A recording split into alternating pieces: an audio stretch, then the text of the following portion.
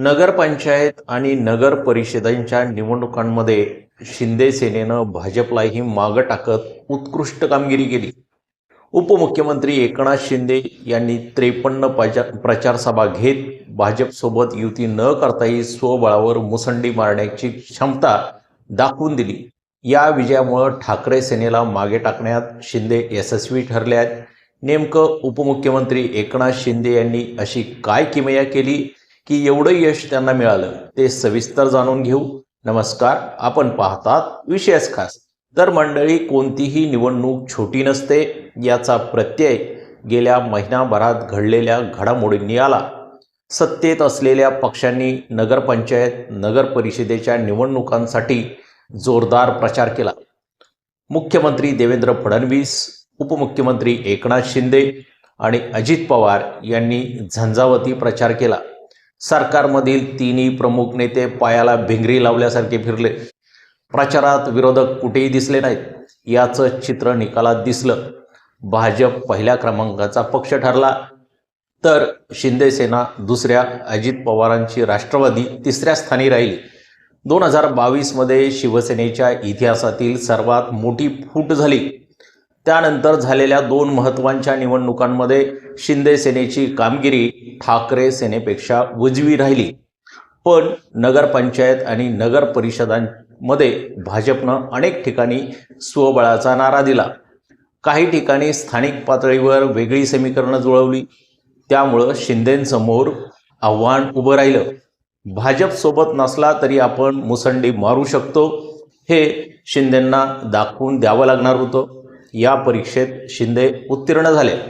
उपमुख्यमंत्री असलेले एकनाथ शिंदे यंदा प्रथमच अनेक ठिकाणी भाजपसोबत युती न करता लढले.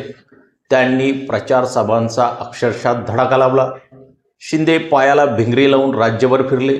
त्यांनी 53 प्रचार सभा घेतल्या. तर मुख्यमंत्री देवेंद्र फडणवीस यांनी 37 सभांना संबोधित केलं. शिंदे यांच्यासमोर अनेक ठिकाणी भाजपचं आव्हान होतं. तळ कोकणात निलेश राणे थेट भाजप प्रदेशाध्यक्ष रवींद्र चव्हाण यांना भिडले. हिंगोलीत संतोष बांगर, सांगोल्यात शहाजीबापू पाटील यांना स्थानिक भाजप नेत्यांनी अडचणीत आणलं. पण शिंदे या नेत्यांच्या पाठीशी अगदी ठामपणे उभे राहिले. स्थानिक स्वराज्य संस्थांच्या निवडणुकांची जबाबदारी त्या भागातील स्थानिक नेत्यांनी पेलायची.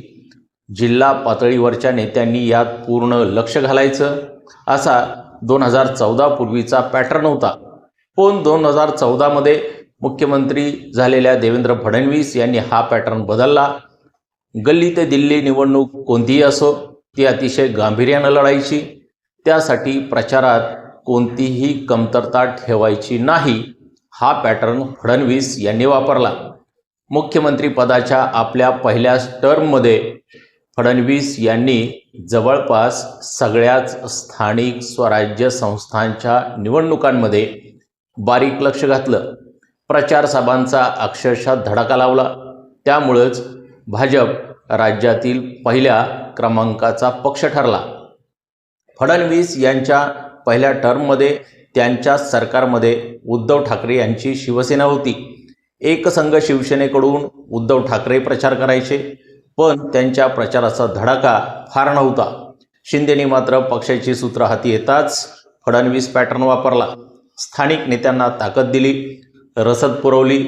भाजपसमोर पाय रोवून उभं राहायचं असेल तर त्यांच्याच प्रमाणे प्रत्येक निवडणूक गांभीर्यानं लढावी लागेल आणि 24 तास राजकारण करावं लागेल, याची जाणीव शिंदेंना खूप लवकर झाली.